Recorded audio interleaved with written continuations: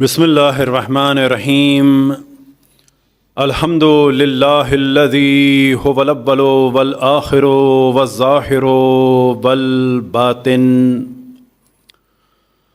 والصلاة والسلام علی اشرف الانبیاء والمرسلین سیدنا و مولانا و مقتدانا ابی القاسم محمد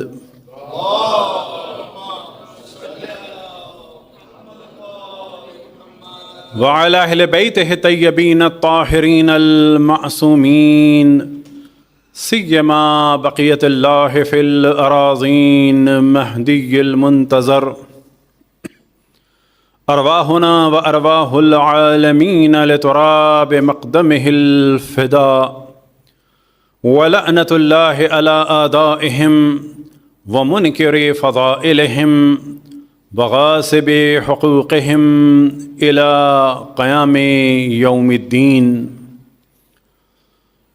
وقال اللہ تعالی وهو اصدق القائلین قل لا اسألکم علیہ اجرا الا المودۃ فی القربى وقال رسول اللہ صلی اللہ علیہ وآلہ وسلم فاطمۃ بضعۃ منی من آذاها فقد آذانی صلوات۔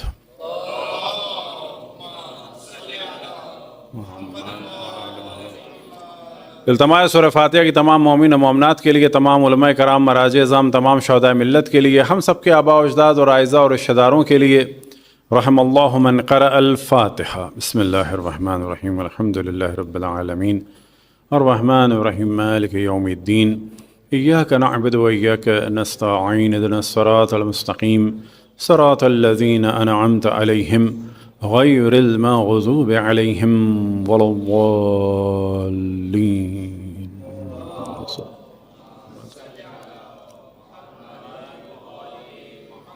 امام زمان علیہ السلام کی خدمت میں اور تمام مومن و مومنات کی خدمت میں شہادت بضعۃ الرسول، ریحانۃ الرسول، ام ابیہا حضرت فاطمۃ الزہرا صلوات اللہ والسلام علیہا کی مناسبت سے تعزیت پیش کرتے ہیں۔ صلوات پڑھیں بر محمد و آل محمد۔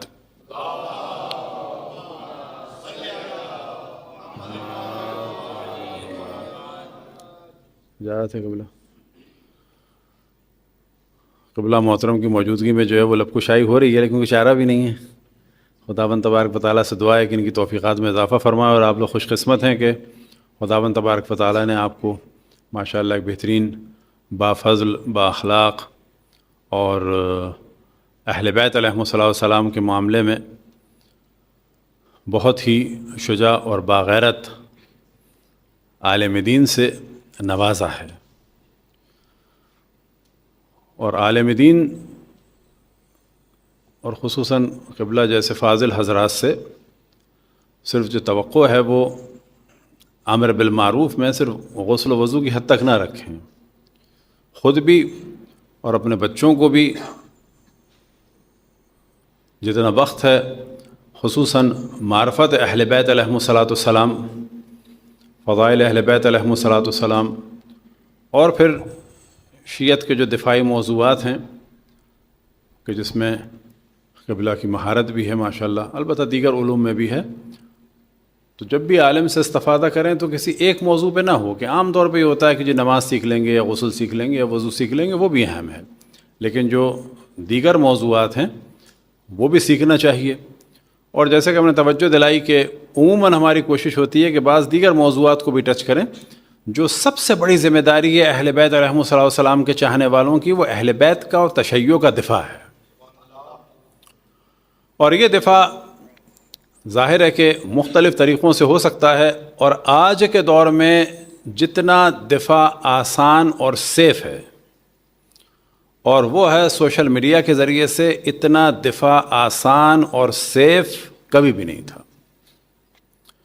بس یہ تصور کرنا کہ ائمہ علیہم السلام کے دور میں ہم اگر ہوتے تو تلوار اٹھاتے، اب ہوتے تو تلوار اٹھاتے، وہ الگ بات ہے۔ اب اگر نہیں ہے تو بالآخر کیا کریں؟ تو اس وقت تلوار اٹھاتے، وہ کتنی بڑی تلوار ہوتی، کتنے وزن کی تلوار ہوتی، ہم اٹھا بھی پاتے کہ نہیں اٹھا پاتے۔ ابھی آسان ہے کام انگلیوں کے ذریعے سے، یعنی دفاع اہل بیت لکھ کر اور مختلف طریقوں سے، یعنی کس کے ذریعے سے آپ انگلیوں میں سمجھ گئے ہوں گے، یعنی سوشل میڈیا یا اس کے ذریعے سے کریں۔ یہ بہانہ کہ ہم نجف نہیں گئے، ہم قم نہیں گئے، یہ کوئی بہانہ نہیں ہے۔ ہر آدمی کسی نہ کسی طریقے سے کر سکتا ہے، اور نہ اس زمانے میں کوئی لینگویج بیریئر ہے۔ اگر کسی کو لگتا ہے کہ اس کے گھر والوں کے لیے پرابلم ہوگا تو وہ کوئی نئی آئی ڈی بنا لے۔ یہ کوئی بہانہ نہیں ہے کہ میرے گھر والے ادھر ہیں کہ ادھر ہیں کہ ادھر ہیں۔ ایک نئی آئی ڈی بنا دے، فرضی نام کی بنائے، لیکن اہل بیت کا کام ضرور کرے۔ اس وقت بہت ساری ویب سائٹ ہیں، وہاں سے کاپی کرے، مختلف موضوعات کے فولڈر بنائے، جب کہیں پر دیکھے کوئی اعتراض ہے وہاں سے اس کو کاپی کرے، وہاں سے اس کو پیسٹ کر دے۔ یہ نہ سوچے کہ پوری دنیا کی ذمہ داری اس کے اوپر ہے، نہ، پوری دنیا کی کوئی ذمہ داری اس پر نہیں ہے۔ اس پر صرف اتنی ذمہ داری ہے کہ جتنی اس میں کیپیسٹی ہے اس کے برابر some thing is better than nothing, کچھ نہ کچھ ضرور کریں۔ یہ تصور کرنا کہ پہلے میں بہت علم حاصل کر لوں پھر میں کام شروع کروں گا، تو کبھی بھی ٹائم نہیں آئے گا۔ ایک چیز کا جواب آتا ہے سمجھ میں، ایک حوالہ آتا ہے سمجھ میں، اس کو جمع کرنا شروع کریں، ڈیلی ایک کریں گے، سال میں 365 ہو جائیں گے۔ کچھ دن فرض کریں نہیں کیا، منیمم 300 ہو جائیں گے۔ 300 اتنے ہوتے ہیں کہ ساری زندگی آپ کاپی پیسٹ کرتے رہیں، کاپی پیسٹ کرتے رہیں، تو انشاءاللہ ظہور کے وقت آپ مجاہدوں میں شامل ہو چکے ہوں گے۔ صلوات پڑھیں بر محمد والے محمد۔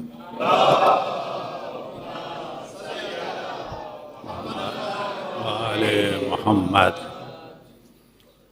اب یہ گفتگو جو ہے ظاہر خصوصاً نوجوانوں کے لیے تھی، البتہ یہ ذہن میں رکھیں کوئی بھی ریٹائر نہیں ہوتا، یعنی اہل بیت کے دفاع کے لیے کوئی بھی ریٹائر نہیں ہوتا۔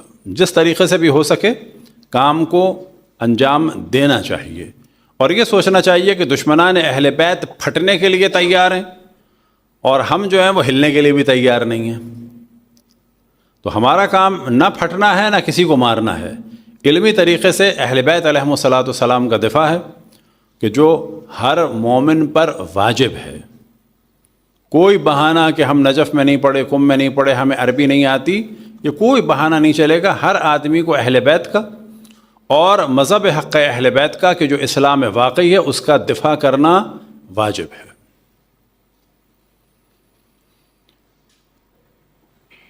جناب حضرت فاطمہ سلام اللہ علیہا کی ذات وہ ذات ہے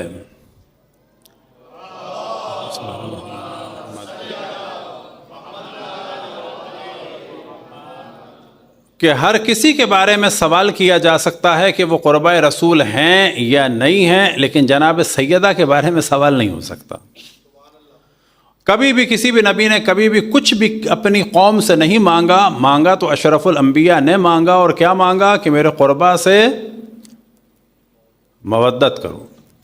کیونکہ ایک فرق عام طور پر بیان ہوتا ہے محبت میں اور مودت میں، کہ محبت دل میں بھی ہو سکتی ہے، لیکن یہاں پر مودت مانگی ہے کہ اس میں ایک اظہار ہو، اور اسی اظہار کو کہا جا سکتا ہے کہ ان کی خوشی میں خوش ہوں، ان کے غم میں غمگین ہوں۔ اور اسی مودت کا ایک جلوہ یہ ہے کہ ان سے اظہار مودت ہو اور ان کے دشمنوں سے نفرت کا اظہار ہو۔ ہمارے معاشرے میں تبرہ اور تولا کو اس کے مقام سے تقریباً ہٹا دیا گیا ہے۔ تبرہ کو تو ہٹا ہی دیا گیا ہے، یعنی گالی بنا دیا گیا ہے۔ یعنی بعض افراد کھل کے کہتے ہیں جی ہم تبرہ نہیں کرتے۔ آپ تبرہ نہیں کرتے اس کا مطلب دین پہ عمل نہیں کرتے۔ تبرہ کا مطلب قطعاً گالی نہیں ہے۔ اگر کوئی کہتا ہے کہ میں تبرہ نہیں کرتا، اس کا مطلب ہے وہ شیطان کا طرفدار ہے، کیونکہ الا اللہ کا نتیجہ ہی نہیں نکلے گا جب تک کہ پہلے تبرہ نہیں ہوگا، اور وہ تبرہ کیا ہے؟ لا الہ، اظہار برات۔ حضرت موسیٰ سے مودت کا اظہار ہو ہی نہیں سکتا جب تک کہ فرعون سے تبرہ نہ کیا جائے. اظہار براءت. اللہ اور شیطان کے مقابلے میں انبیاء اور انبیاء کے دشمنوں کے مقابلے میں کوئی نیوٹرل راہ نہیں ہے. جو بھی کہتا ہے میں نیوٹرل ہوں یعنی منافق ہوں، اور منافق کے معنی نہ سمجھے. منافق وہ ہوتا ہے کہ جو در حقیقت اندر سے کافر ہی ہوتا ہے. بعض دفعہ بعض لوگوں نے ہم سے سوال کیا کہ کیا آپ بعض افراد کا نام لیا، خصوصاً اس اجدہے کا کہ جس نے حضرت فاطمہ کو دھمکیاں دیں. اگر یہ اجدہے والا لفظ ہم شروع میں استعمال کرتے کوئی نہ سمجھ پاتا، اور آپ سمجھ گئے کہ جب ہم کہتے ہیں اژدہا یا ڈریگن تو وہ کون مراد ہے، اور اس کے افراد اس کے چیلے.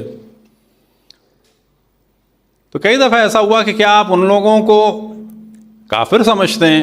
ہم نے کہا نا، بالکل کافر نہیں سمجھتے، ہم انہیں منافق سمجھتے ہیں، کافر سے زیادہ برا. کافر پہ تو کیلکولیشن ہو سکتی ہے، کافر کی کیلکولیشن ہو جاتی ہے کہ 2000 کی ہماری فوج ہے، 5000 کی مثلاً کفار کی فوج ہے، تو انسان اپنی کیلکولیشن کر سکتا ہے. لیکن 5000 کی کفار کی فوج ہے اور 1000 کی مومنین کی فوج ہے، اس میں 1000 منافق ہیں، یہ کام مشکل ہو جاتا ہے. لہذا جتنے بھی دشمنان اہل بیت تھے ان کو ہم کافر نہیں سمجھتے. اور جب کافر نہیں سمجھتے تو اس کے معنی نہیں ہے کہ اب صرف ایک راہ بچی ہے کہ جی مومن ہوگا. نہ، ایک تیسری راہ بھی بچی ہے جو کافر نہیں ہے اور مومن بھی نہیں ہے، وہ ہے منافق، کہ جو کافر سے بدتر ہے. تو جو بھی کہتا ہے کہ ہم نیوٹرل ہیں اللہ اور شیطان کے مقابلے میں، یا انبیاء اور ان کے دشمنوں کے مقابلے میں، یا اہل بیت اور ان کے دشمنوں کے مقابلے میں، تو اس کے معنی یہ ہے کہ وہ نیوٹرل نہیں ہے، وہ منافق ہے. اور منافق وہ ہوتا ہے کہ جو اندر سے کافر ہوتا ہے اور ظاہر کرتا ہے ایمان کو. بس جو بھی کہے کہ ہم تبرہ نہیں کرتے، تبرہ سے قطعاً مراد گالی گلوچ نہیں ہے، تبرہ سے مراد ہے اظہار براءت. ہم بری ہیں ان سے دور ہیں، ہمارا کوئی تعلق نہیں ہے ان سے. اب اگر کوئی کہے کہ ہم تبرہ نہیں کرتے، اس کا مطلب ہے تعلق ہے آپ کا. اب اگر دشمن خدا سے تعلق ہے، دشمن انبیاء سے تعلق ہے، دشمنان اہل بیت سے تعلق ہے، تو اس کے معنی یہ ہے کہ اللہ سے اور انبیاء سے اور اہل بیت سے تعلق نہیں ہے. تو کبھی بھی اپنے آپ کو ایسا ماڈرن شو نہ کریں کہ یہ ہمارا اس سے کوئی تعلق نہیں ہے. نہ، ہمارا اس سے تعلق ہے، ان دونوں چیزوں سے تعلق ہے، چاہے وہ تبرہ ہو چاہے وہ تولا ہو. لیکن اس کے صحیح مفہوم اور صحیح معنی کو اور صحیح کام کو اور کس طرح سے کرنا ہے، اس کو ذہن میں رکھنا چاہیے. امام جعفر صادق علیہ السلام کے پاس ایک خاتون نے آ کے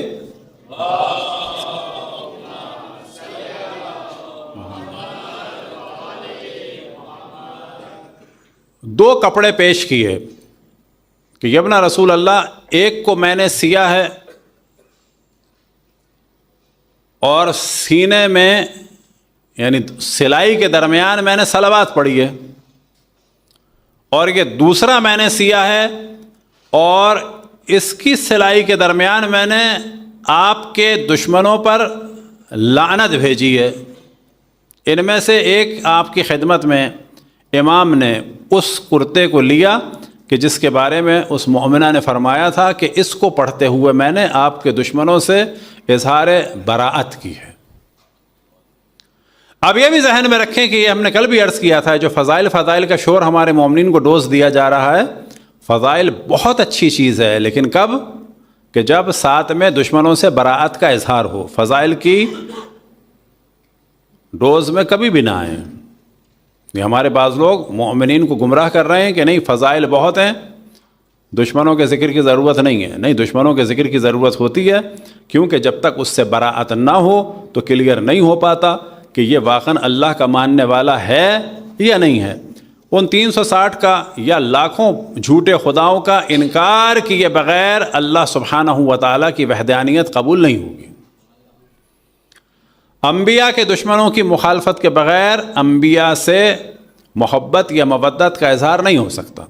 اہل بیت کے دشمنوں سے بیزاری کے بغیر کبھی بھی اہل بیت سے محبت کا اظہار نہیں ہو سکتا. اس کو بار بار ہم اس وجہ سے بیان کر رہے ہیں کہ اس وقت ہمارے ممبر ہی سے بعض دفعہ دشمنان اہل بیت کے لیے راہوں کو ہموار کیا جا رہا ہے، اور اس کے لیے جو ڈوز ہیں وہ مختلف ڈوز ہیں. ان میں سے ایک ڈوز یہی ہے کہ ان کا کیا مقابلہ ان سے، آپ کیوں مقابلہ کرتے ہیں. دوسرا ڈوز کیا ہے؟ کیا فضائل کم ہیں جو دوسرے کا ذکر ہو؟ یہ بالکل ایک زہر آلود ڈوز ہے. بس فضائل بھی ضروری ہیں اور دشمنوں کے رذائل بھی جاننا ضروری ہے. تبرہ بھی ضروری ہے، تولا بھی ضروری ہے. اور یہ بار بار ہم بیان کر رہے ہیں کہ لفظ تبرہ کو گالی گلوچ کے برابر نہ بنائیں گے. دشمن کی سازش ہے کہ ایسا بنا دیا جائے کہ لفظ تبرہ یعنی گالی گلوچ، لفظ مناظرہ یعنی جھگڑا. نہ، مناظرے کے معنی ہوتے ہیں ہم اپنی نظر بیان کریں، دوسرا اپنی نظر بیان کرے، اور ان میں سے جس کے دلائل زیادہ مضبوط ہوں اس کو قبول کیا جائے. مناظرہ جھگڑا نہیں، گالی نہیں ہے. تبرہ گالی گلوچ نہیں ہے، اظہار برات ہے. اس کو بار بار اس وجہ سے بیان کر رہے ہیں کہ اس کو بالکل گالی بنا دیا گیا ہے. دوسرا کام یہ بنا دیا گیا ہے کہ یہ والا جو موضوع ہے وہ استعمار بیان کرتا ہے. بابا استعمار کو قطعاً کوئی فکر نہیں ہے ان چیزوں کی، اس کو اپنی سیاست سے اور اقتصادیات سے فکر ہے، اس کو قطعاً اس سے معاملہ نہیں ہے. اور اگر کہیں وہ اختلاف ڈالتے بھی ہیں تو بھی ان کو ان چیزوں سے کوئی مطلب نہیں ہوتا. ان کے کام کرنے والے امت مسلمہ میں بہت ہیں، پوری عرب دنیا ان کے لیے کام کر رہی ہے، اور اس کے علاوہ بھی بہت سارے لوگ کام کر رہے ہیں جن کو خود نہیں پتا کہ وہ کس کے لیے کام کر رہے ہیں. صلوات پڑھیں پر محمد والے محمد.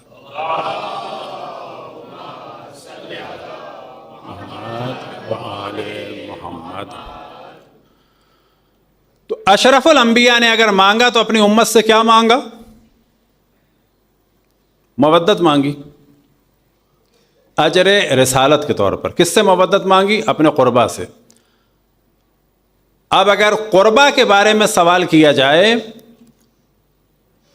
تو سب کے بارے میں سوال کیا جا سکتا ہے، لیکن مولا امیر المؤمنین جناب سیدہ امام حسن امام حسین جناب زینب جناب ام کلثوم اور باقی آل محمد کے بارے میں، باقی آل محمد کے علاوہ سب کے بارے میں سوال کیا جا سکتا ہے سوائے ان کے.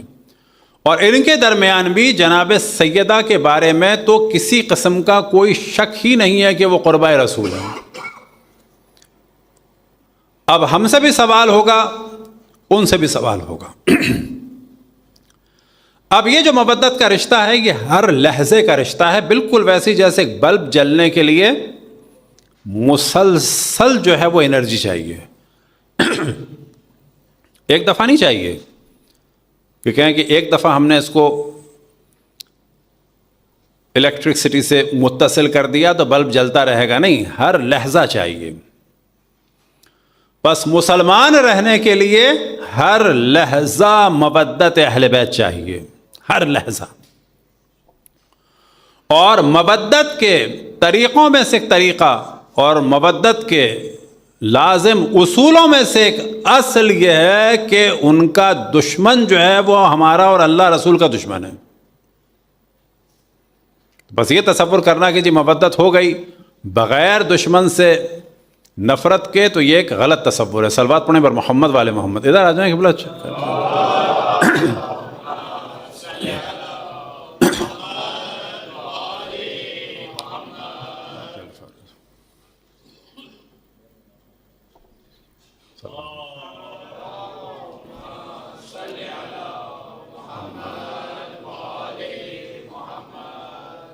تو کچھ یہ چیزیں ہیں کہ جن کے ذریعے سے اہل بیت کی مودت کو کم رنگ کیا جا رہا ہے، دشمنان اہل بیت کے لیے راہوں کو ہموار کیا جا رہا ہے. ایک آدھ چیز ہم نے پہلے بھی بیان کی تھی کہ ہمیشہ ویلفیئر یاد آتی ہے کہاں پہ لوگوں کو؟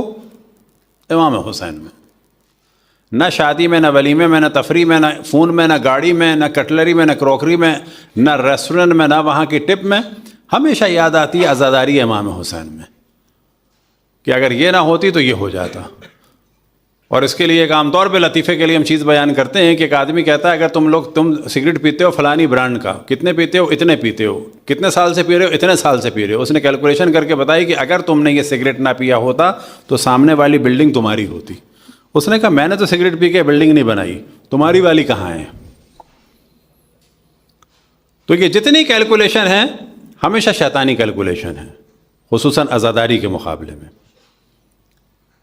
ہمیشہ عزاداری کے مقابلے میں ویلفیئر کا کام یاد آتا ہے، ولیمے میں یاد نہیں آتا، کسی چیز میں یاد نہیں آتا.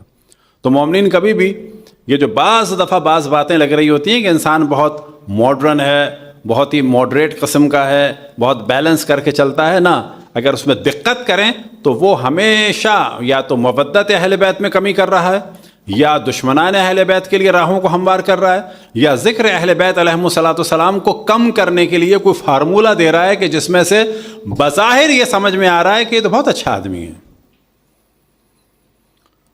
تو یہ والی کیفیت معاشرے میں نہ ہونے دیں. تو اہل بیت سے جو مودت ہے وہ ہر لحظہ چاہیے، اور یہ جو مودت ہے یہ صورت میں ہے کہ ہم میں سے ہر شخص کے اور اہل بیت کے درمیان ایک تعلق ہے بالآخر.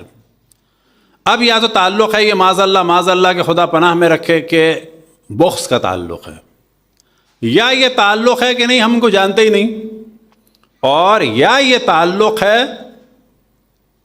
ایک محبت ہے لیکن یہ کافی نہیں ہے بلکہ اس محبت کو اجاگر بھی کرنا ہے، یعنی مودت ہے. تو جس کے اور اہل بیت کے درمیان مودت کا رشتہ ہے وہ در حقیقت رسالت اشرف الانبیاء حضرت محمد مصطفیٰ صلی اللہ علیہ وآلہ وسلم کی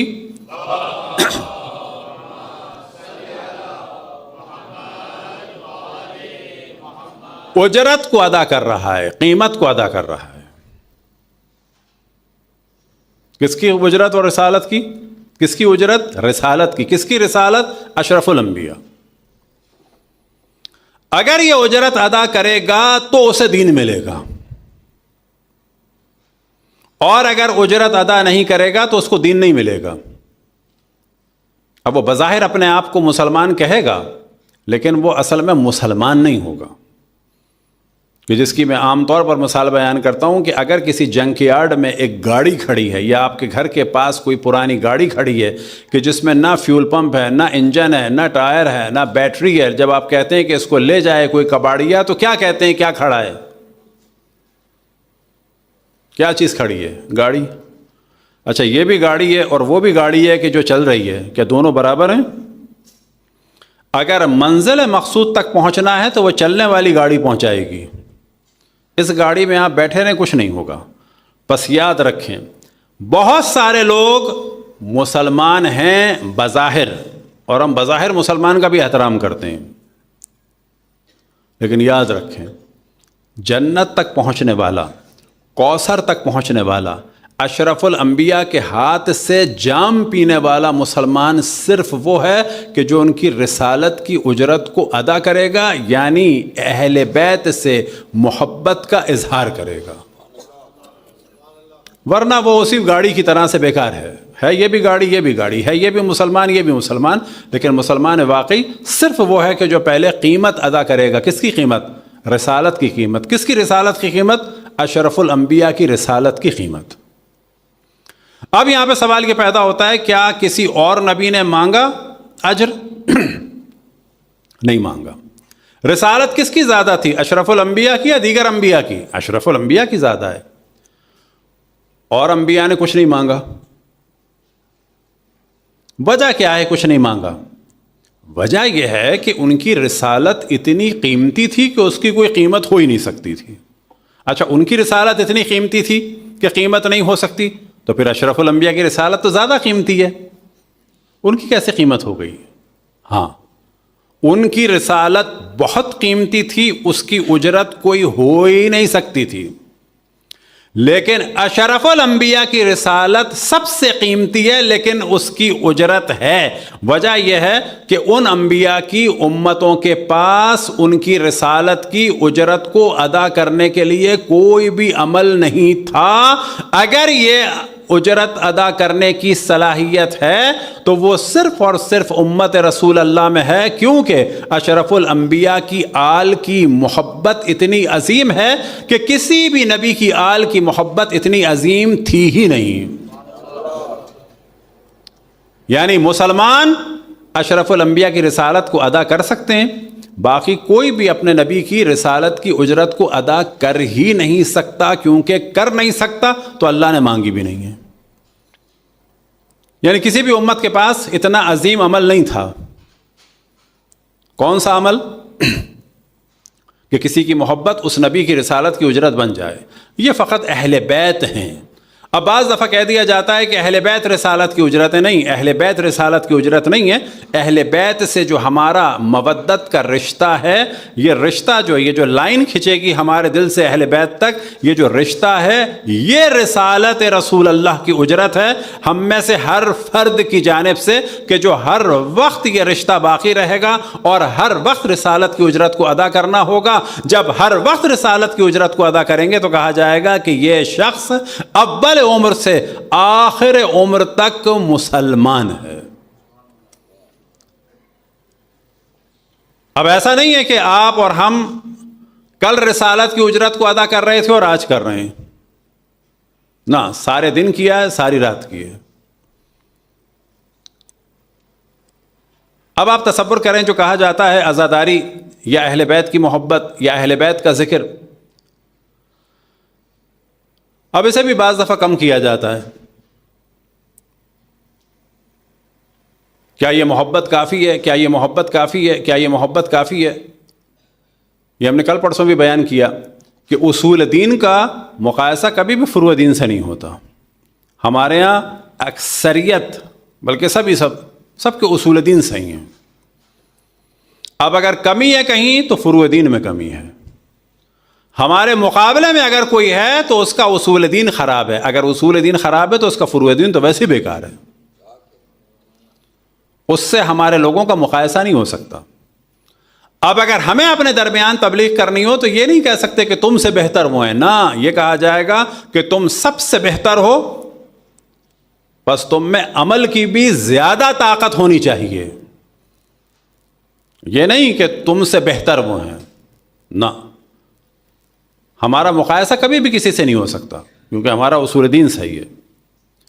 اور خصوصاً ہم وہ لوگ ہیں کہ جنہوں نے اشرف الانبیاء کے حکم پر عمل کیا۔ کس حکم پر عمل کیا؟ انی تارک فیکم الثقلین کتاب اللہ و اطاعت اہل بیت ما ان تمسکتم بہما لن تضلوا ابدا حتی یرد علی الحوض۔ میں تمہارے درمیان دو گراں قدر چیزیں چھوڑ کے جا رہا ہوں، ایک کتاب خدا، دوسرے میرے اہل بیت۔ جب تک تم ان دونوں سے وابستہ رہو گے، دونوں سے کبھی بھی گمراہ نہ ہوگے، یہاں تک کہ دونوں میرے پاس حوض کوثر پر پہنچ جائیں گے۔ ہمارے مقابلے میں جو لوگ ہیں وہ اہل بیت سے وابستہ نہیں ہیں۔ اب ممکن ہے کوئی کہ قرآن سے وابستہ ہے، تو بابا وہ قرآن سے بھی وابستہ نہیں ہے، کیونکہ قرآن کا فہم بھی اہل بیت سے ملے گا۔ بس نہ وہاں قرآن ہے نہ وہاں اہل بیت ہے۔ ہاں نام ہے سنت کا لیکن سنت نہیں ہے وہاں پر، نام ہے قرآن کا، قرآن بھی نہیں ہے وہاں پر۔ بعد اشرف الانبیاء ثقلین ہے فقط۔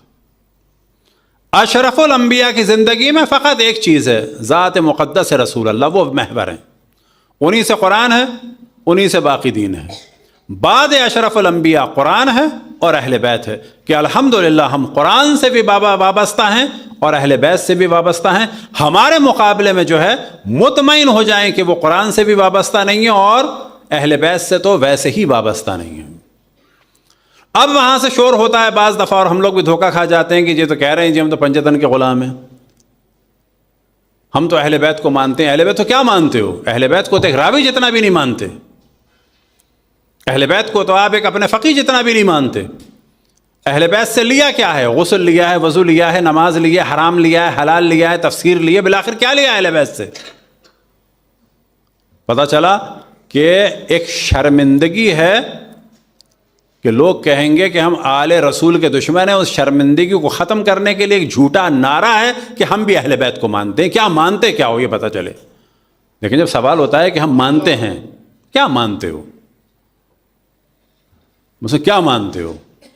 سپریم اتھارٹی، دین کا منبع، دین کا ماخذ. تو کبھی بھی اس چکر میں نہ آئیں کہ جی دوسرے بھی اہل بیت کو مانتے ہیں. صحیح ہے اس کا عذاب شاید کم ہو جائے, کم سے کم بغض کا اظہار نہیں کر رہا, لیکن ماننا الگ چیز ہے. ماننا ویسے ہے جیسے کہ اشرف الانبیاء نے فرمایا ہے کہ ان کے دامن کو تھامو, حرام بھی ان سے سمجھو, حلال بھی ان سے سمجھو, قرآن بھی ان سے لو, معرفت خدا بھی ان سے لو, معرفت رسول بھی ان سے لو, اور ہر چیز کی معرفت ان سے لو, تو کہا جائے گا کہ تمسک کیا ہے, اور پھر یہ تمسک لے جائے گا جنت تک اور حوض کوثر تک. صلوات پڑھیں بر محمد و آل محمد.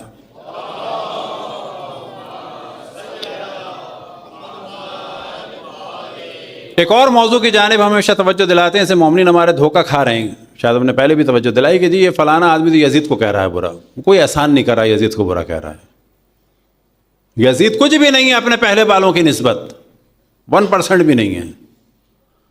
لوگ دھوکہ دے رہے ہیں آپ کو کہ ہم یزید کو برا سمجھتے ہیں. کوئی آگے بڑھ کے کہتا ہے ہم بنو امیہ کو برا سمجھتے ہیں, کوئی اور ذرا آگے بڑھتا ہے تو کہتا ہے جی ہم معاویہ کو نہیں مانتے. معاویہ نے اچھا نہیں کیا. نہ معاویہ نہ یزید اپنے سے پہلے والوں سے کچھ بھی نہیں ہے.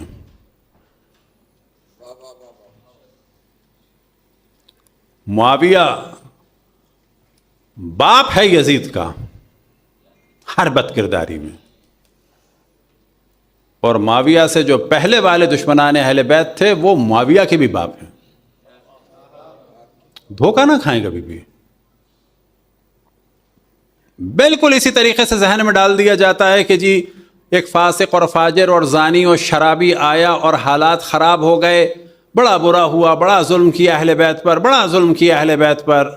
ہم لوگ باتوں میں آ جاتے ہیں. یعنی آپ کے ہمارے ذہن میں کیا ڈالا جا رہا ہے کہ 50 سال تک تو بہت اچھا چل رہا تھا, پھر ایک فاسق فاجر زانی شرابی آ گیا, آنے کے بعد کام خراب ہو گیا. 50 سال بعد کہا جائے گا 50 سال بعد خراب نہیں ہوا. اشرف الانبیاء کی زندگی ہی میں ان منافقوں نے اشرف الانبیاء کو حجر و ہذیان و بکواس کی نسبت دے کر پہلا جو حملہ کیا جناب سیدہ کے گھر پہ کیا کہ نہ ڈالو یزید نے سارا کام خراب کر دیا.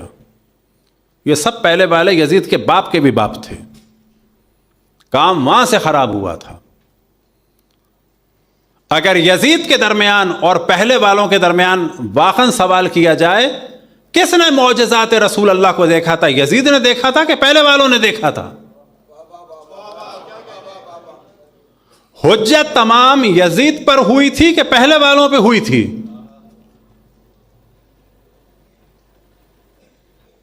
جس پر حجت تمام ہوتی ہے, جس نے معجزات دیکھے ہوں, وہ زیادہ قابل مذمت ہوتا ہے اگر اللہ رسول کے مقابلے میں کھڑا ہو.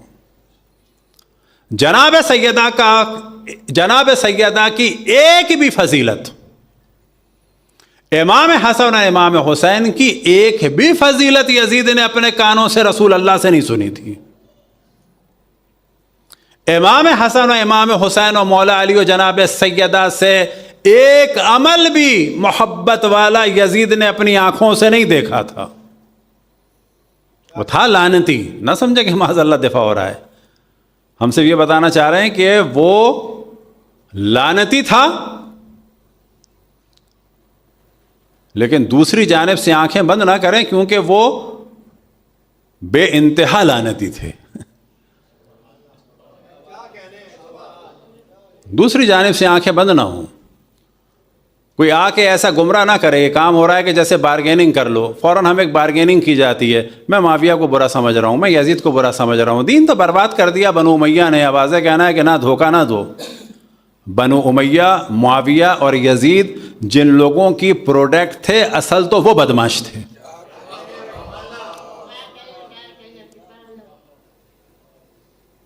یہ دھوکے میں آ جاتے ہیں ہمارے لوگ. یہ ساری چیزوں کا ہم ذکر یوں کر رہے ہیں کہ یہ اتنے پیارے نعرے لگتے ہیں کہ جس کی وجہ سے ہم نے دیکھا ہے کہ بعض حتیٰ مولویوں کے عقائد خراب ہو چکے ہیں, اچھے اچھے دینداروں کے عقائد خراب ہو چکے ہیں. نعرے بڑے اچھے لگتے ہیں, پیارے پیارے, معصوم معصوم, جبکہ یہ سب کے سب زہر سے بھرے ہوئے ہیں. تو جناب سیدہ کی ذات وہ ذات ہے حتیٰ پنجتن کے درمیان. اور شاید یہی وجہ ہو کہ جب حدیث قصہ آپ پڑھتے ہیں تو وہاں پر جو شان نزول کے طور پر بیان ہوتا ہے تو اہم ترین چیز کیا ہے کہ نبی کا تعارف بھی جناب سیدہ سے ہو رہا ہے اور مولا امیر المؤمنین کا تعارف بھی جناب سیدہ سے ہو رہا ہے اور امام حسن و امام حسین کا تعارف بھی جناب سیدہ سے ہو رہا ہے وَهُمْ فَاطِمَةُ وَأَبُوهَا وَبَعْلُهَا وَبَنُوهَا.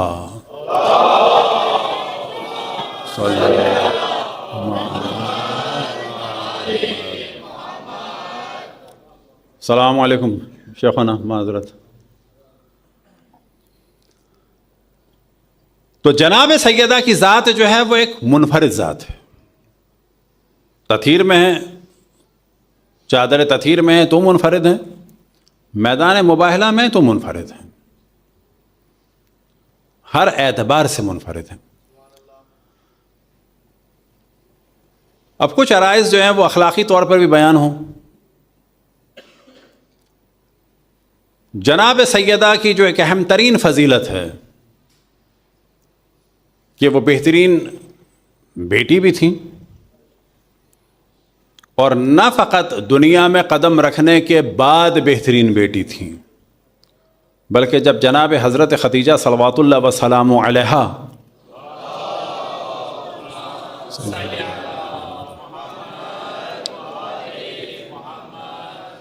تنہا رہ گئی تھیں اور لوگ ملامت بھی کرتے تھے اور پریشان بھی تھیں تو وہ فرماتی تھیں اشرف الانبیاء سے کہ میرے شکم میں جو مولود ہے میری بیٹی ہے یہ میرا دل بہلاتی ہے. تو جناب سیدہ کی سیرت کا ایک اہم ترین جو مرحلہ ہے کہ اس دنیا میں آنے سے پہلے بھی اپنی والدہ کے لیے خوشی کا اور غم کو دور کرنے کا سبب تھی اور تقریباً 4 اور 5 سال کی عمر میں جب والدہ دنیا سے چلی گئیں تو وہ جانتی تھیں کہ میرے بابا تنہا رہ گئے کیونکہ 2 ان کے مددگار دنیا سے چلے گئے، ایک حضرت ابو طالب علیہ الصلوۃ والسلام اور ایک حضرت خدیجہ صلوات اللہ وسلام علیہا. تو پھر جناب سیدہ نے اپنے بابا کو اتنی محبت دی کہ وما ینطق عن الہوی ان هو الا وحی یوحی جس کے لیے نازل ہوا انہوں نے فرمایا فاطمہ تو ام ابیہا کہ فاطمہ اپنے باپ کی بھی ماں ہے. برائے خوشنودی جناب سیدہ صلوات محمد و آل محمد یا علی ماشاء اللہ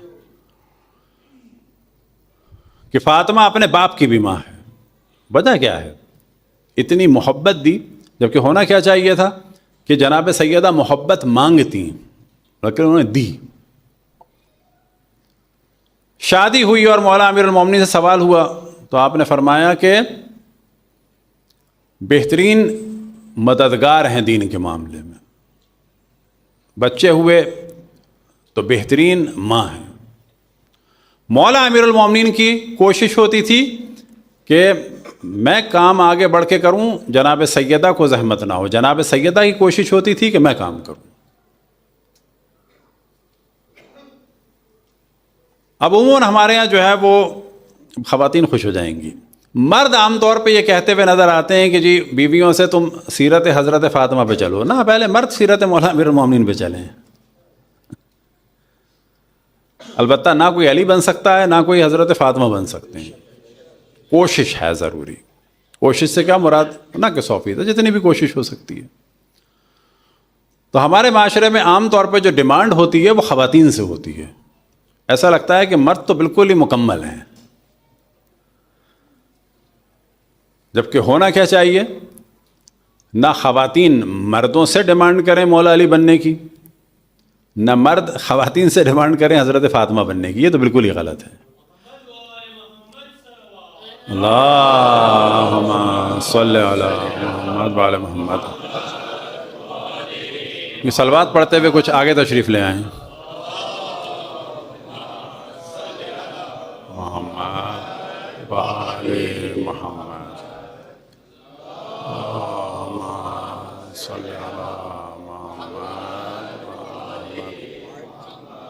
حتیٰ دوسرے سے کہنا بھی نہیں چاہیے کہ تم پہلے صحیح ہو، پہلے خود صحیح ہونا چاہیے.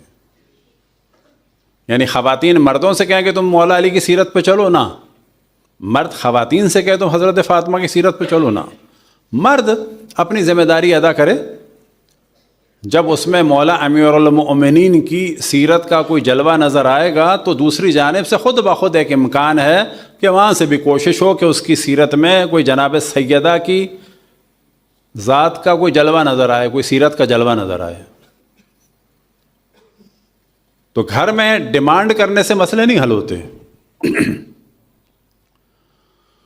دوسرا یہ کہ جو ہمارا معاشرہ ہے، اب یہاں کا تو ہمیں نہیں پتا، لیکن ساری دنیا میں، ممکن ہے کہ دنیا سے الگ جگہ ہو، لیکن ساری دنیا میں اس وقت طلاق کا ریشو بہت زیادہ ہو چکا ہے. اس موضوع کو میں اس وجہ سے ڈسکس کر رہے ہیں کہ یاد رکھیں کہ بہت ساری جگہ مردوں کو لوگ ورغلاتے ہیں. ممکن ہے کسی کے ذہن میں سوال ہے اس موضوع میں کیوں چلے گئے، کیونکہ یہ بھی ذمہ داری ہے کہ گھر برباد نہ ہو. یہ بھی ذمہ داری ہے کہ ہم جناب سیدہ مولا امیر المؤمنین کی سیرت و سنت پہ چلیں، ان کی تعلیمات سے آشنا ہوں. جو بھی ورغلاتا ہے اور گھروں کو برباد کرتا ہے وہ بدترین گناہ کرتا ہے. اسی طریقے سے مردوں کو عام طور پہ ورغلانے والے بھی کچھ لوگ ہوتے ہیں، وہ ظاہر اس سے گھر والے ہوتے ہیں. عورتوں کو ورغلانے والے بھی لوگ ہوتے ہیں، وہ ان کے گھر والے ہوتے ہیں. جو بھی ورغلاتا ہے وہ غلط کرتا ہے. دونوں جانب سے بات ہونی چاہیے کہ معاملہ فہمی ہو اور کسی کو بھڑکایا نہ جائے. مردوں کو کب سمجھ میں آتا ہے کہ جب بیوی چلی جاتی ہے کہ میرے بچوں کا تو کوئی بھی نہیں ہے. جب ڈائیورس کا سلسلہ چل رہا ہوتا ہے تو مرد کی ماں یہ کہہ رہی ہوتی ہے میری گلشن کے پھول. کب تک؟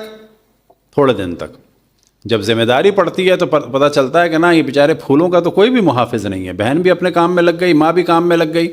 اس وقت مرد کو احساس ہوتا ہے یار بیوی جیسی بھی تھی کم سے کم میری بھی غلطیاں تھیں. چلو میری بھی غلطیاں تھیں، اس کی بھی تھیں، لیکن بچوں کا تو معاملہ صحیح تھا. پھر وہ دوسری کرتا ہے، اس کو محسوس ہوتا ہے نا مسئلہ حل نہیں ہوا اور خراب ہو گیا. یورپ امریکہ میں مثال مشہور ہے، انسان پہلی شادی کرتا ہے تو اس کو محسوس ہوتا ہے غلط، دوسری کرتا ہے کہتا ہے یہ بھی صحیح نہیں، تیسری کے ساتھ رہتا ہے کہتا ہے یہ بھی صحیح نہیں، چوتھی پانچویں کے بعد کہتا ہے سبھی صحیح تھے، خامہ خائی میں توقعات میں نے زیادہ رکھی تھی، وہ پہلی والی صحیح تھی. لیکن ٹائم گزر چکا ہوتا ہے. خواتین سے بھی ہم یہی کہتے ہیں کہ جو بھی خواتین کو بھڑکاتا ہے غلط کرتا ہے. کبھی بھی آئیڈیل زندگی کی تلاش میں نہ رہیں. یہ دیکھنا چاہیے کہ اس وقت کیا بہتر ہے، دو بروں میں سے کون سا کم بہتر برا ہے. خواتین کو عام طور پہ کہا جاتا ہے کہ جی چھوڑو گھر آ جاؤ، پہلے بھائی بھڑکاتے ہیں، لیکن جب بہنیں گھر آ جاتی ہیں تو بہنوں کو احساس ہوتا ہے کہ باپ کے گھر میں تو خود اب باپ کی جگہ نہیں ہے تو ہماری کہاں جگہ ہوگی. پھر ان کو احساس ہوتا ہے کہ وہ آدمی کہ جو صبح سے شام تک جاتا تھا وہ تھوڑا بد دماغ تھا، اس کی ایک بات زیادہ بری تھی یا بھائیوں اور بھابھیوں کی اور ان کے بچوں کی توہین زیادہ بری ہے. تو خواتین ہمیشہ یہ سوچیں کہ یہ آدمی زیادہ بہتر ہے، اس کا تھوڑا سا خراب موڈ زیادہ بہتر ہے، یا دو تین بھائیوں اور ان کی بیویوں اور ان کے بچوں سے ہماری اور ہمارے بچوں کی انسلٹ ہوتی رہے گی وہ زیادہ بہتر ہے. لیکن جب زمانہ گزر جاتا ہے تو احساس ہوتا ہے نہیں وہی بہتر تھا. تو ہمیشہ آئیڈیل کے چکر میں نہ رہیں. خواتین ہمیشہ یہ سوچیں کہ اس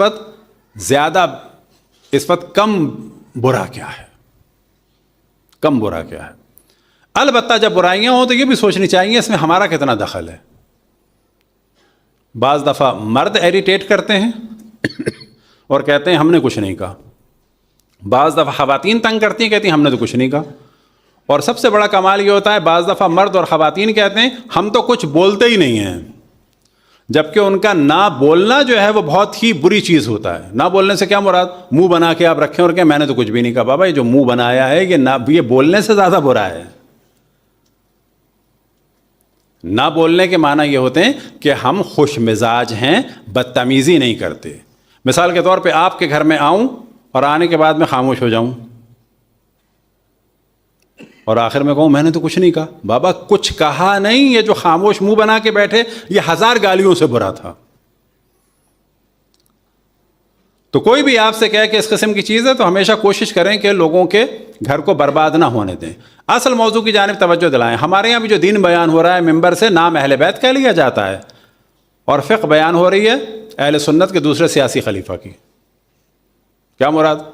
ابھی اگر شیعوں سے پوچھا جائے کہ بیوی کو طلاق دے دی ہے، ابھی طلاق ہوئی ہے، فرض کریں ساری شرائط کے ساتھ ہو گئی طلاق، اب یہ بیوی کہاں جانی چاہیے؟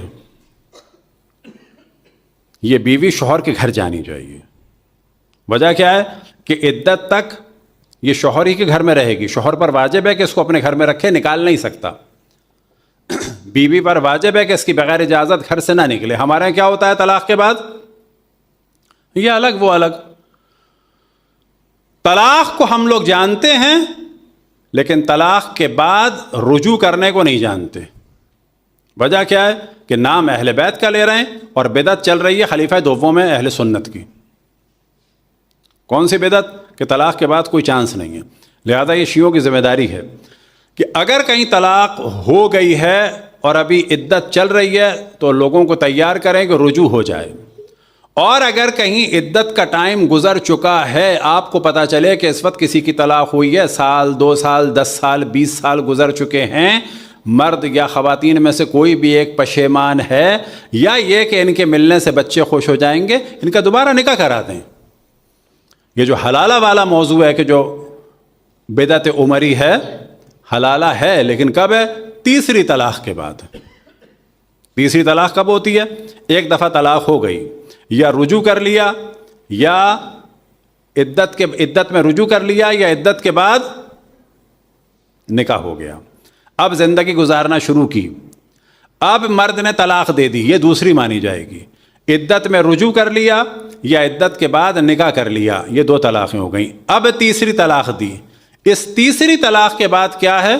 وہ نہیں ہے جو اس وقت اہل سنت میں چل رہا ہے. تیسری طلاق کے بعد کیا ہے کہ مرد سے کہا گیا کہ تم نے اپنی پاور کو بہت مس یوز کر لیا، اب یہ خاتون آزاد ہے، جس سے چاہے شادی کر لے، جس سے چاہے شادی کر لے. اہل سنت کے دوسرے سیاسی خلیفہ نے اپنے دور میں کیا کیا کہ میں ایک ہی وقت میں 3 طلاقوں کو جاری کرتا ہوں. یہ اسلام نہیں ہے، یہ اسلام ہے بدعت عمری ہے. یہ ہمارے ہاں لوگ اہل بیت کا نام لیتے ہیں لیکن طلاق کے احکام نہیں پتہ. آپ سب کی ذمہ داری ہے یہ. ممکن ہے کسی کو موضوع اچھا نہ لگے تو نہ لگے، کیا کر لیں گے. لیکن اگر جناب سیدہ کے اس ذکر سے بعض میاں بیوی دوبارہ زندگی ان کی بن جاتی ہے تو اس سے بڑھ کر کوئی ثواب کا کام نہیں ہے. صلوات پڑھیں بر محمد والے محمد.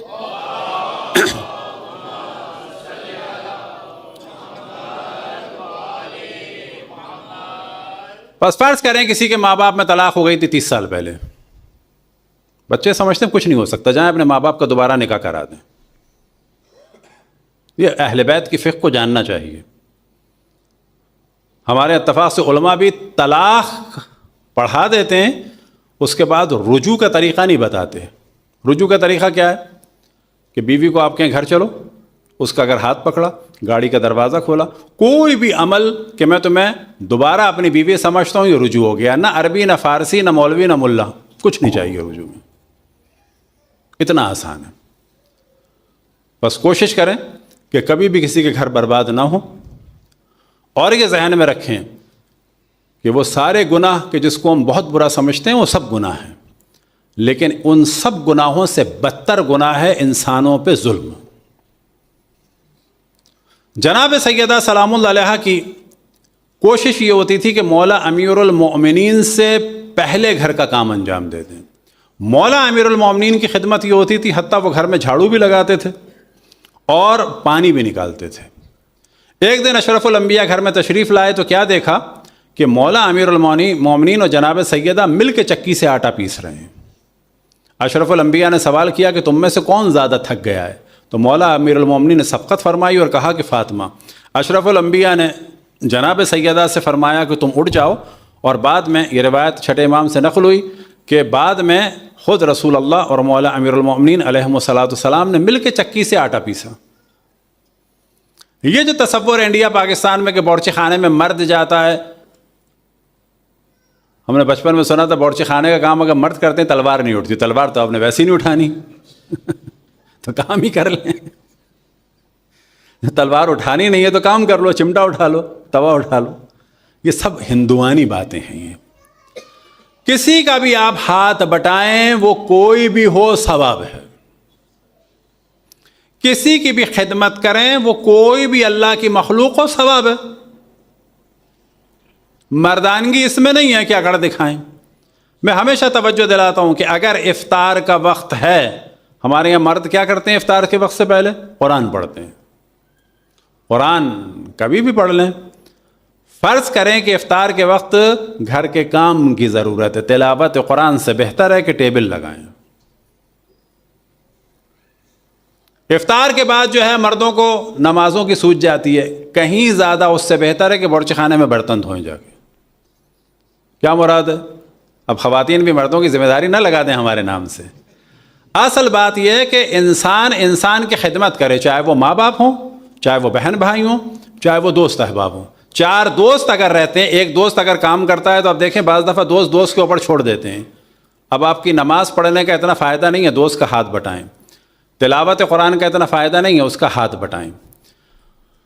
تو اسلام کو اگر ایسے دیکھا جائے گا کہ جو طریقہ اہل بیت علیہ الصلوۃ والسلام کا ہے، تو واقعاً زندگی آسان ہو جائے گی۔ نہ نماز کو مس یوز کریں کسی پر ظلم کے لیے، نہ دین کو مس یوز کریں کسی پر ظلم کے لیے، اور نہ کسی اور چیز کو مس یوز کریں، کسی بھی دینی چیز کو کسی کام کے لیے اور خصوصاً جو آفیسز وغیرہ میں لوگ گھنٹوں گھنٹوں کی نمازیں پڑھتے ہیں، یہ بالکل ایک طرح کی بے دینی ہے، کام چوری۔ گھر میں نماز 5 منٹ کی، آفس میں نماز آدھے گھنٹے کی، واضح پتہ چلتا ہے کہ یہ اس وقت چیٹنگ کر رہا ہے، واضح پتہ چلتا ہے۔ خصوصاً ہمارے اسلامی ممالک میں اور خصوصاً ماہ رمضان میں یہ سب اسلام کا مس یوز ہے۔ بس اسلام پتہ چلا کبھی گھر میں مس یوز ہوتا ہے، ماں کے خلاف، کبھی باپ کے خلاف، کبھی بیوی کے خلاف، کبھی بچوں کے خلاف۔ تعلیمات اہل بیت یہ ہے کہ جو کام ہو وہ خداوند تبارک و تعالیٰ کی خوشنودی کے لیے ہو، جو کام ہو وہ انتہائی منطقی طریقے سے ہو، کسی انسان کو اس میں کوئی مشکل نہ ہو۔ بس جب ذکر ہو جناب فاطمہ سلام اللہ علیہا کا، جب ذکر ہو ائمہ علیہم الصلوۃ والسلام کا، تو بلا شک فضائل بھی بیان ہو، مصائب بھی بیان ہو، اور واقعاً دین کا دار و مدار فضائل اور مصائب پر ہے، دشمنوں کے مظالم کو بیان کرنے میں۔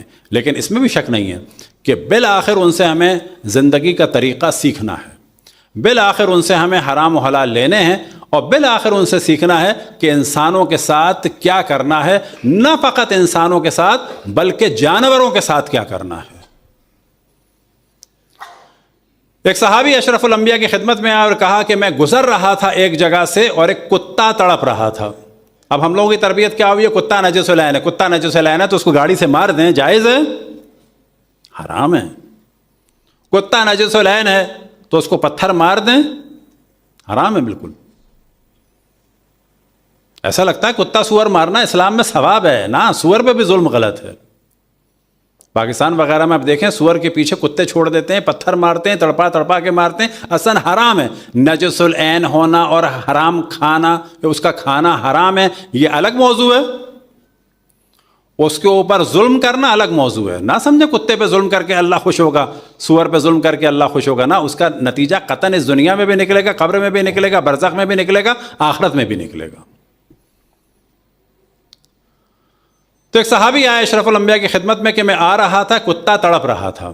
اب اس کا یہ بھی معنی نہیں ہے آپ ڈاگ فوڈ لے کے جو ہے وہ پیٹ شاپ کی دکانیں پوری خالی کر دیں اور کہیں جی مولانا نے کہا، نہ، سب سے پہلے انسانوں کو، انسانوں میں اپنے ماں باپ کو، بہن بھائیوں کو، رشتہ داروں کو، بعد میں بالآخر تو کسی کوئی اور ہو، کیونکہ کتے پہ چوری حرام نہیں ہے۔ کھانا کھلانا ہو تو پہلے کس کو کھلائیں؟ انسان کو، ہاں کتے کو بھی کھلائیں، لیکن بیلنس سے آؤٹ نہ ہو۔ بعض ہمارے جیسے کہ دنیا میں لوگ بیلنس سے آؤٹ ہو جاتے ہیں کہ پوری پراپرٹی جانوروں کو دے دینا، نہ، ایسی کوئی بات نہیں ہو رہی۔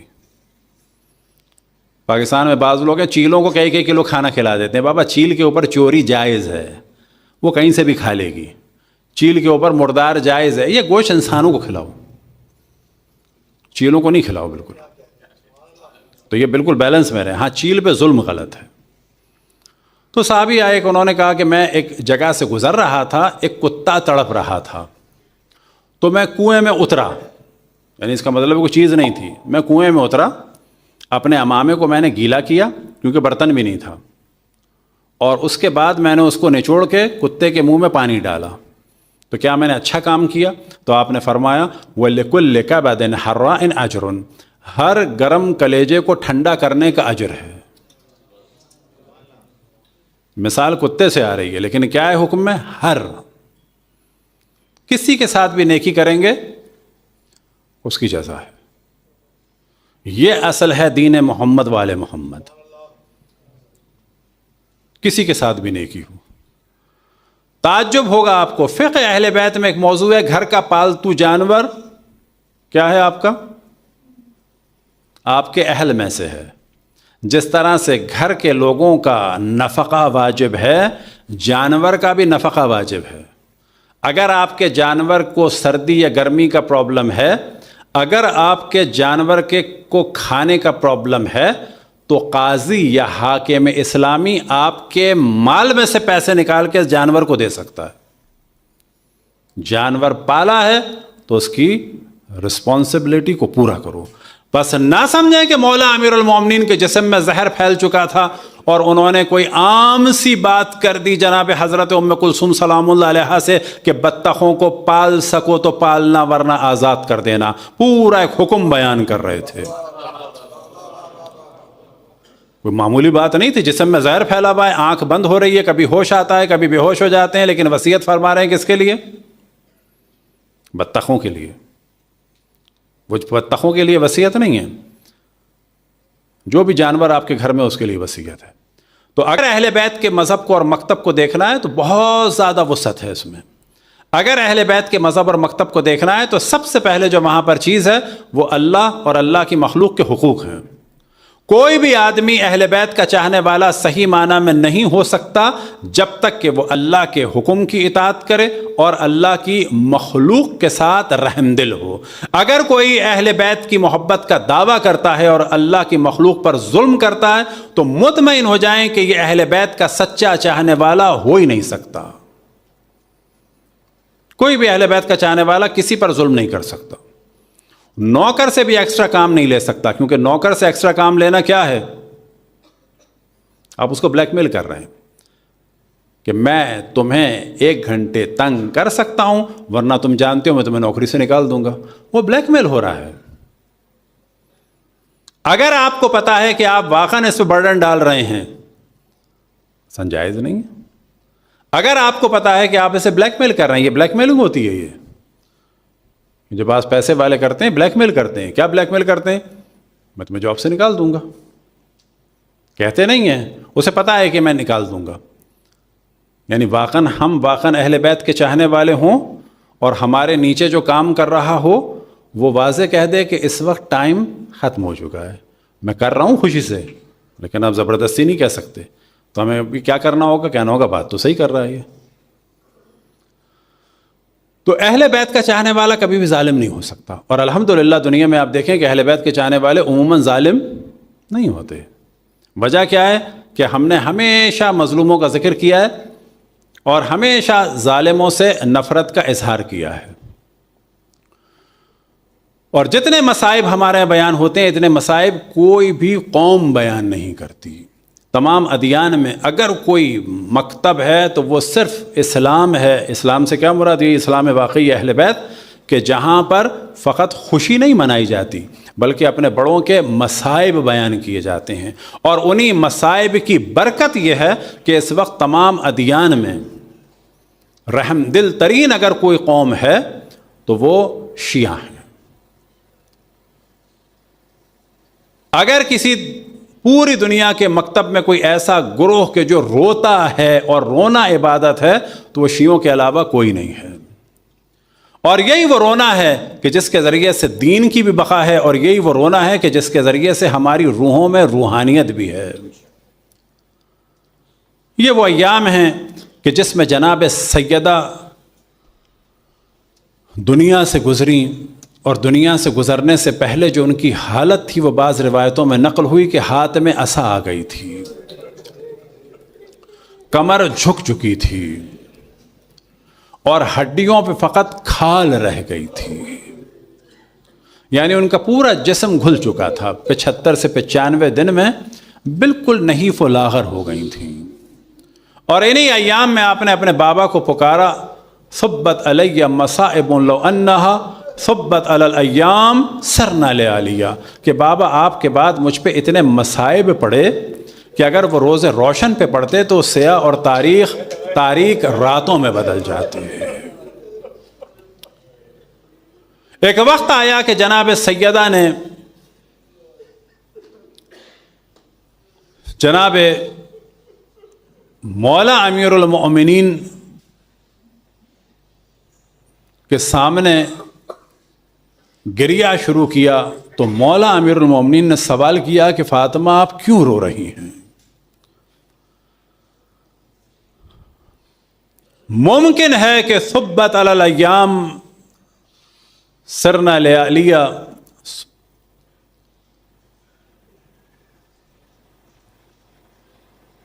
اس کا راز یہ ہو کہ جو مولا امیر المؤمنین اور پھر ان کے بعد جناب سیدہ کی آل پر ظلم ہوا، وہ سب ظلم جناب سیدہ ہی پر ہے۔ صبت علی مصائب، اب یہ مصائب کون سے ہیں؟ ہمیں بھی جہاں جہاں مارا جاتا ہے وہ در حقیقت جناب سیدہ ہی کے مصائب ہیں۔ جو کچھ مولا امیر المومنین کے ساتھ ہوا، جو جناب امام حسن کے ساتھ ہوا، جو امام حسین کے ساتھ ہوا، جو جناب زینب اور جناب ام کلثوم اور باقی اہل بیت کے ساتھ ہوا، اور جو اہل بیت کے چاہنے والوں کے ساتھ ہو رہا ہے، تو مطمئن ہو جائیں کہ بظاہر ہمارا قریبی کوئی مرتا ہے، لیکن سب سے زیادہ اگر صدمہ ہوتا ہے تو جناب سیدہ کو ہوتا ہے۔ یعنی اگر آج بھی کہیں شیعہ مارا جائے تو یاد رکھیں کہ اصل ذات کے جو پرسے کی حقدار ہے، اور سب سے زیادہ اگر کسی کو صدمہ ہوا ہے تو وہ جناب سیدہ کی ذات ہے۔ اور یہی وہ مصائب کا سلسلہ ہے کہ شاید اس کے لیے فرمایا صبت علی مصائب لو انہا صبت علی الایام سرنا لیالیہ، تو جناب سیدہ کے مصائب تو شروع ہوئے تھے، لیکن جناب سیدہ کے مصائب ابھی ختم نہیں ہوئے۔ جناب سیدہ کے مصائب اس وقت ختم ہوں گے کہ جب جناب سیدہ کے فرزند کی حکومت دنیا پہ ہوگی۔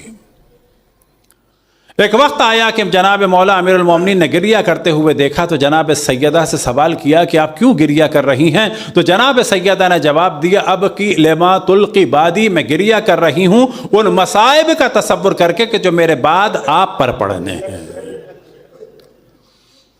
تو جناب سیدہ اپنے مصائب پر نہیں رو رہی تھیں، جناب مولا امیر المومنین کے مصائب پر رو رہی تھیں۔ اور جناب مولا امیر المومنین کے مصائب اس زمانے میں بھی کیا تھے کہ مولا امیر المومنین فرماتے ہیں کچھ لوگ مجھے میرے سلام کا جواب نہیں دیتے، اور کچھ ایسے ہیں کہ جو میں سلام کروں تو سلام کا جواب بھی نہیں دیتے۔ کچھ مجھے سلام نہیں کرتے، کچھ میرے سلام کا جواب بھی نہیں دیتے۔ لیکن مصائب یہاں تک پڑے کہ مولا علی کو کافر تک کہا گیا، تارک الصلاۃ تک کہا گیا، مولا امیر المومنین پہ لعنتیں بھیجی گئیں، مولا امیر المومنین کو گالیاں دی گئیں۔ یہ تمام مصائب جناب سیدہ کے مصائب تھے۔ اب ایک وقت آیا کہ جناب سیدہ نے وصیت فرمائی کہ علی مجھے آپ غسل دیجیے گا، مجھے آپ حنوط دیجیے گا، مجھے آپ کفن دیجیے گا، مجھ پر آپ نماز پڑھیے گا اور آپ دفن کیجیے گا۔ اب یہاں ایک وقت آیا کہ جناب سیدہ دنیا سے رخصت ہو گئی۔ اب مولا امیر المومنین اسد اللہ غالب علی کل غالب فاتح خیبر و بدر و حنین کی ذات ہے، اور جیسے ہی جناب سیدہ کے دنیا کے جانے کا علم ہوا تو بعض جگہ بیان ہوا کہ مولا دوڑے اس طرح سے کہ گر گئے۔ جناب مولا امیر المومنین کے لیے جناب سیدہ کا دنیا سے جانا ایک قیامت سے کم نہیں تھا۔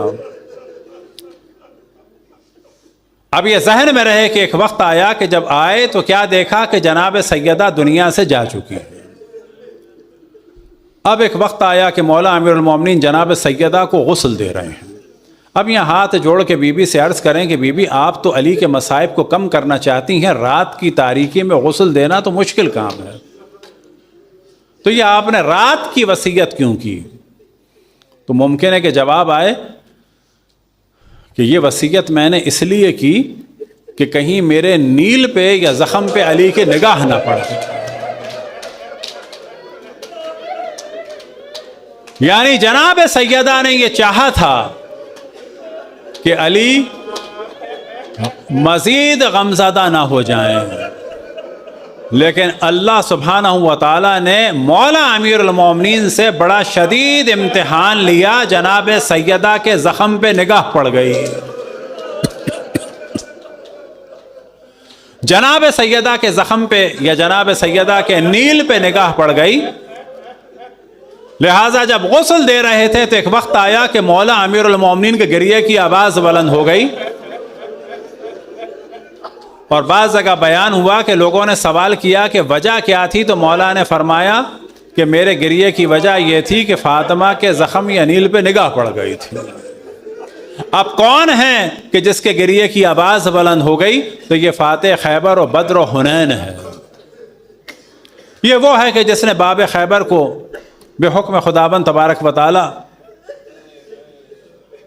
در کو جدا کر دیا، لیکن جناب سیدہ کی مظلومیت وہ تھی کہ علی ابن ابی طالب کے گریے کی آواز بلند ہو گئی. اب ایک وقت آیا کہ غسل ہو چکا، حنوط دے دیا، کفن دے دیا، رات کی تاریکی میں نماز پڑھی. دعا ہے کہ خداوند تبارک و تعالی ہم سب کو مدینے کی زیارت عطا فرمائے. لیکن جب مدینے جائیں تو جو قبر حضرت فاطمہ سلام اللہ علیہا کے نام سے مشہور ہے وہ ان کی نہیں ہے، وہ حضرت فاطمہ بنت اسد کی ہے.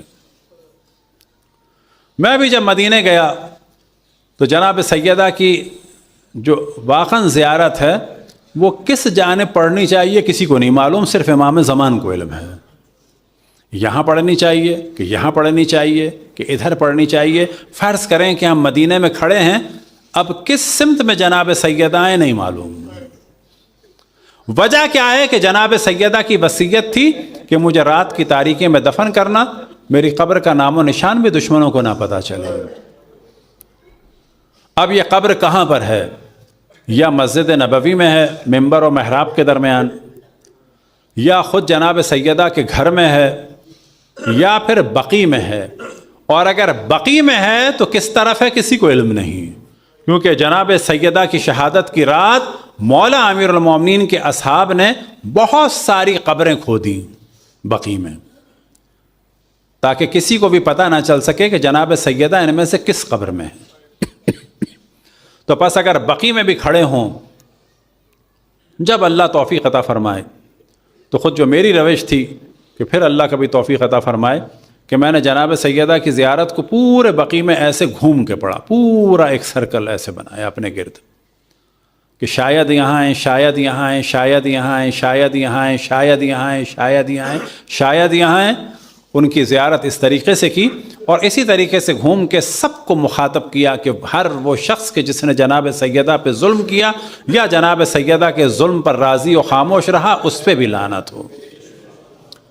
تو جناب سیدہ کی ایک مظلومیت یہی ہے کہ ان کی قبر کا نام و نشان نہیں ہے. ایک دفعہ ایک ہمارے استاد سے ایک بات ہو رہی تھی، تو انہوں نے کہا کہ ان کے استاد کہتے تھے کہ جناب سیدہ کی قبر جو پوشیدہ ہے وہ ابھی بھی پوشیدہ ہے، اور امام زمان کے ظہور کے بعد بھی شاید پوشیدہ رہے گی. کیوں رہے گی پوشیدہ؟ تاکہ اس وقت بھی لوگ جناب سیدہ کی مظلومیت کو یاد کریں اور گریہ کریں. اس وقت بھی لوگوں کے ذہن میں یہی آئے کہ فاطمہ کی قبر کا کسی کو علم نہیں ہے سوائے فرزند رسول یعنی امام زمان علیہ الصلوۃ والسلام کے. اس وقت بھی وہ شاید چھپی ہی رہے گی، کیونکہ جناب سیدہ کی وصیت یہ تھی کہ میری قبر چھپی رہے. تو واقعاً بڑا عجیب موضوع ہے کہ یہ جو جناب سیدہ کی خواہش تھی کہ قبر چھپی رہے، کیا یہ ہمیشہ چھپی رہے گی یا ظہور کے بعد کھل جائے گی؟ تو وہ فرماتے ہیں نہیں، ظہور کے بعد بھی یہ چھپی رہے گی، تاکہ ظہور کے بعد بھی لوگ گریہ کریں اور تڑپ تڑپ کے جناب سیدہ کی اصل قبر کی زیارت کی خواہش میں گریہ کریں اور دشمنان اہل بیت پر لعنت بھیجیں۔ اجرکم علی اللہ۔ اب ایک وقت آیا کہ مولا امیر المومنین جناب سیدہ کو غسل دے رہے تھے۔ ہاں مومنوں، ایک وقت آیا کہ مولا امیر المومنین جناب سیدہ کو رات کی تاریکی میں غسل دے رہے ہیں۔ ایک وقت آیا کہ گریے کی آواز بلند ہوئی۔ جب بعد میں بعض لوگوں نے سوال کیا تو مولا امیر المومنین نے جواب دیا کہ مولا کی نگاہ جناب سیدہ کے زخم یا نیل پہ پڑ گئی تھی۔ ہاں مومنوں، ایک وقت آیا کہ جناب سیدہ کا جنازہ تیار ہو گیا۔ ایک وقت آیا جناب سیدہ کا جنازہ تیار ہوا، مولا امیر المومنین نے ندا دی، اے حسن آؤ، اے حسین آؤ، اے زینب اور ام کلثوم آؤ، اپنی ماں کو الوداع کہو۔ مولا فرماتے ہیں لقد حنت ومدت یدہا، کہ فاطمہ نے ایک آہلی گریے کی آواز بلند ہوئی، اپنے دونوں ہاتھوں کو پھیلایا، وضمتہما الی صدرہا، اور اپنے دونوں بچوں کو حسن و حسین کو اپنے سینے سے لگایا۔ عاطف غیبی نے ندا دی، اے علی بچوں کو ماں کے سینے سے جدا کر دو۔ لقد اب کیا ملائکۃ السماء، حسن و حسین کے اس عمل نے آسمان کے ملائکہ کو رلا دیا۔ مولا آگے بڑھے، حسن و حسین کو زینب اور ام کلثوم کا اپنے سینے سے لگا لیا، بڑی محبت سے فاطمہ کے سینے سے جدا کر کے اپنے سینے سے لگایا۔ لیکن کربلا کے میدان میں حسین کا سینہ ہوگا، سینے پہ سکینہ کا رقیہ کا سر ہوگا، زینب اور ام کلثوم کا سر ہوگا، خدیجہ بنت علی، صفیہ بنت علی، فاطمہ بنت علی، ام کلثوم بنت علی، اور ان ساری علی کے بیٹیاں گریہ کر رہی ہوں گی، حسین کے جسم سے لپٹی ہوئی ہوں گی۔ جدا کرنے کے لیے کبھی تعزیانے پڑیں گے تو کبھی تماچے پڑیں گے۔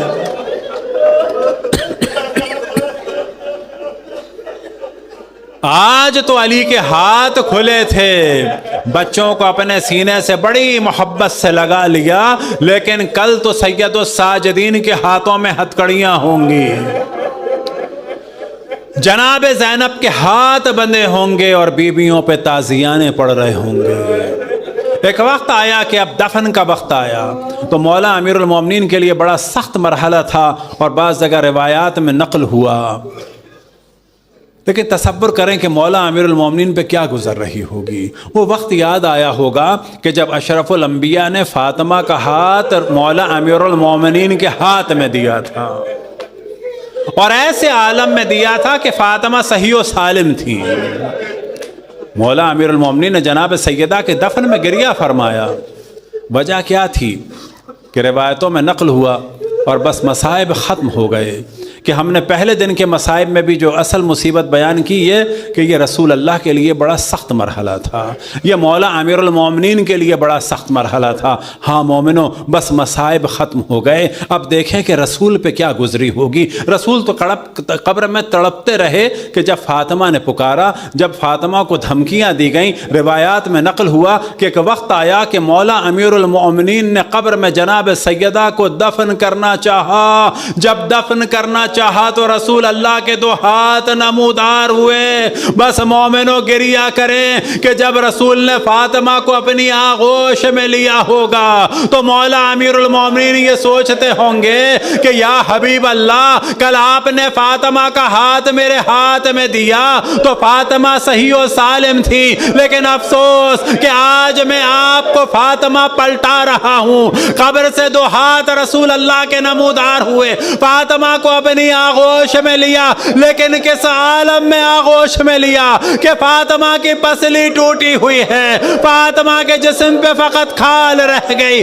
فاطمہ کی کمر جھک چکی تھی۔ ممکن ہے کہ مولا امیر المومنین اور ادھر سے دوسری جانب سے اشرف الانبیاء نے گریہ کیا ہو، اور اس گریہ کو کسی نے نہ سنا ہو کہ جب ظہور ہوگا تو پھر ہم سوال کریں مولا امام زمان سے کہ قبر میں مولا امیر المومنین نے جناب اشرف الانبیاء سے کیا کہا، اور قبر میں جب دفن کر رہے تھے جناب سیدہ کو تو اشرف الانبیاء نے کیا کہا؟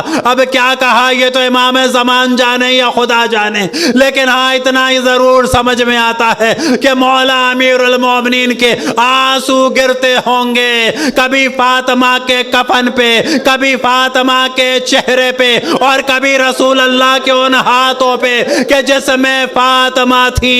لیکن ہاں مومنو، اب زینب اور ام کلثوم کی چادریں تو محفوظ ہیں۔ اب جب فاطمہ کو دفن کر کے واپس گئے تو زینب اور ام کلثوم بابا سے لپٹ گئی ہوں گی، لیکن آئے کربلا کا میدان ہے، کربلا کا میدان ایسا ہے کہ حسین کا سر تن سے جدا ہو چکا ہے، اور اب بیویوں کو چادروں کی فکر ہے، شام غریباں کا منظر ہے، بھوکے پیاسے بچے ہیں، الاتش کی آوازیں ہیں۔ ایک شام وہ تھی، ایک رات وہ تھی کہ جب فاطمہ دنیا سے گئیں لیکن بیویوں کی چادریں نہ چھینی، لیکن ایک رات وہ ہے کہ حسین کا لاشا مقتل میں پڑا ہے، بیویوں کے سروں پہ چادریں نہیں، اور 11 محرم کا سورج نمودار ہوا۔ ایک وہ دن تھا کہ فاطمہ کے سینے پہ حسن و حسین، علی نے محبت سے جدا کر دیا۔ 11 محرم میں حسین کا سینہ ہے، زینب اور ام کلثوم ہیں، سکینہ اور رقیہ ہیں۔ مقاتل میں بیان ہوا کہ ان کو جدا کرنے کے لیے آراب آئے۔ زجر بن قیس نے ندا دی کہ اہل حرم کوفہ جانے کے لیے تیار ہو جاؤ، تو بیویاں جدا نہیں ہو رہی تھیں، تازیانے پڑھنے لگے اور تماچے پڑھنے۔